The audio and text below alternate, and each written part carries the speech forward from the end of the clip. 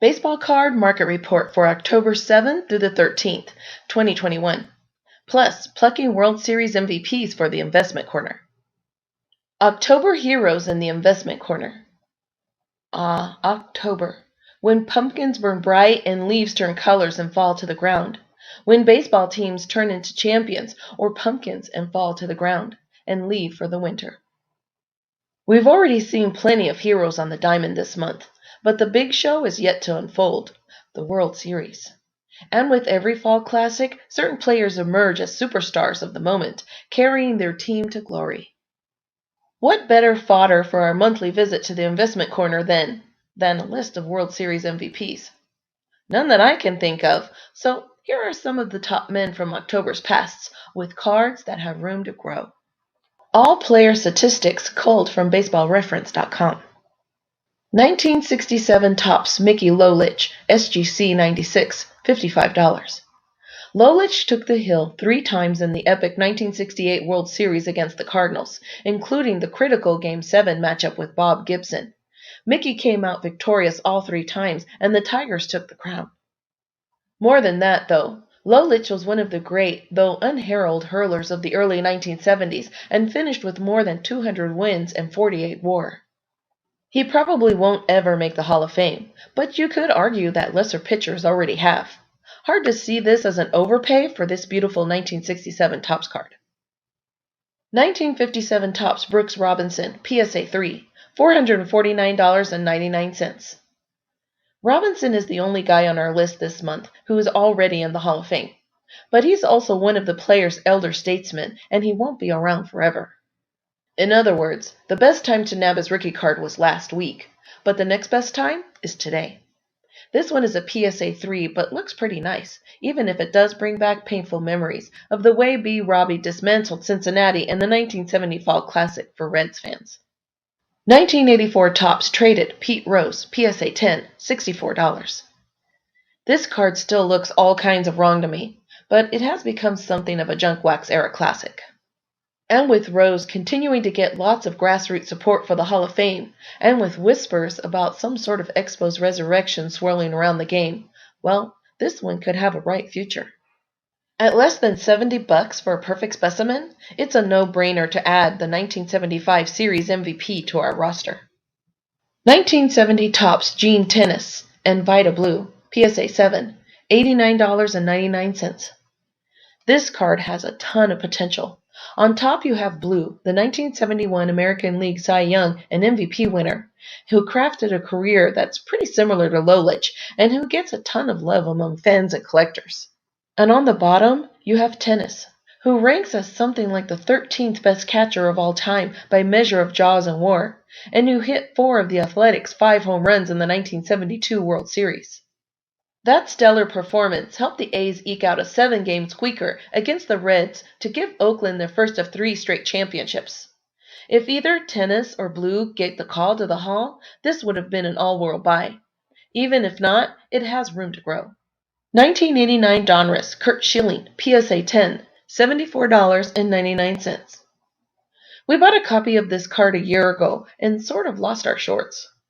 But this just means that the card is an even better buy now, especially with the Hall of Fame elections coming up in a couple of months. And of course, every time we get deep into October, it's hard not to think of Schilling and his bloody sock, even though he won his WS MVP award with the Diamondbacks in 2001. 1985 Topps Orel Hershiser, PSA 10, $140.50. This price tag may seem a bit steep, but 1, it's a perfect 36-year-old card of 2, a guy who put together a better career than some starters already in the Hall of Fame. And, oh yeah, Hershiser also won the 1988 National League Cy Young Award, and the 1988 National League Championship Series MVP Award, and the 1988 World Series Award. 1984 Fleer Update, Bret Saberhagen, PSA 9, $39.95.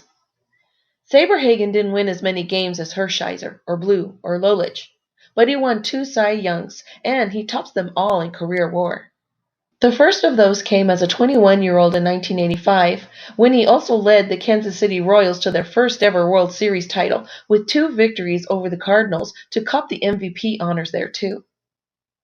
2010 Topps Madison Bumgarner, PSA 10, $75. At 32, Bumgarner is still writing his big league story and does not yet have the career record to match up the other hurlers on this buy list. Still, he is a key member of 3 Giants World Championships, and he was the MVP of their 2014 World Series team. He still has time to build on his Hall of Fame resume, so there's still juice to be squeezed from Mad Bum's rookie cards. 1984 O-Pee-Chee Ron Cey, PSA 9, $9.50. Cey is among the top 25 third basemen of all time, checking in with 316 home runs and nearly 54 career WAR. The Penguin was also part of the amazing Dodgers infield of the 1970s that stayed together like forever, and a key member of the 1984 Cubs team that won the franchise's first title. This O-Pee-Chee card hails from that storied year, 3 seasons after Cey shared series MVP honors with LA teammates Steve Yeager and Pedro Guerrero. Hard to beat for less than $10. In all, we fake spent $998.92 on these series heroes. How do you think we did?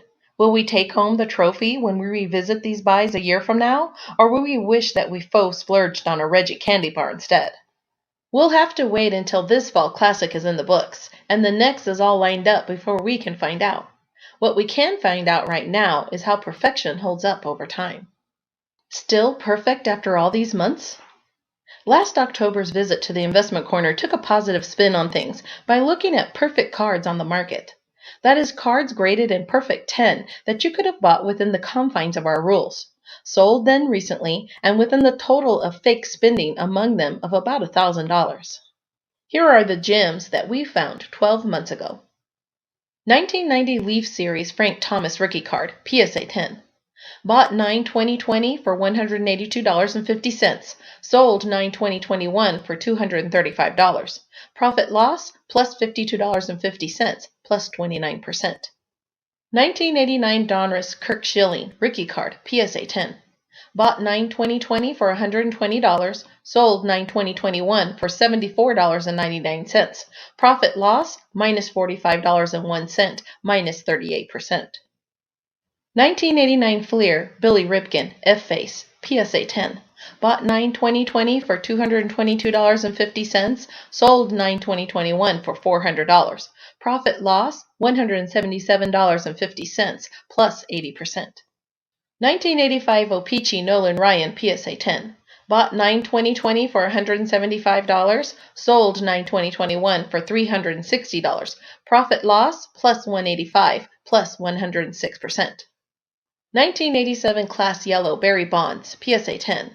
Bought 9/20/20 for $129.90, sold 9/20/21 for $150. Profit loss plus $20.10 plus 15%.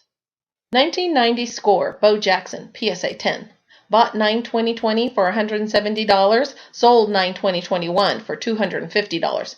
Profit loss plus $80 plus 47%. The price we'd have to pay now, sold, is culled from the PSA Auction Prices Realize tool, generally taking the most recent sales of any given card in any given condition as our barometer, and leaning on recent eBay sales in some cases. In all, we fake paid $999.99 for these 6 cards last year and sold them for $1,469.99 this month. That's a profit of $470.09, or a whopping 47%.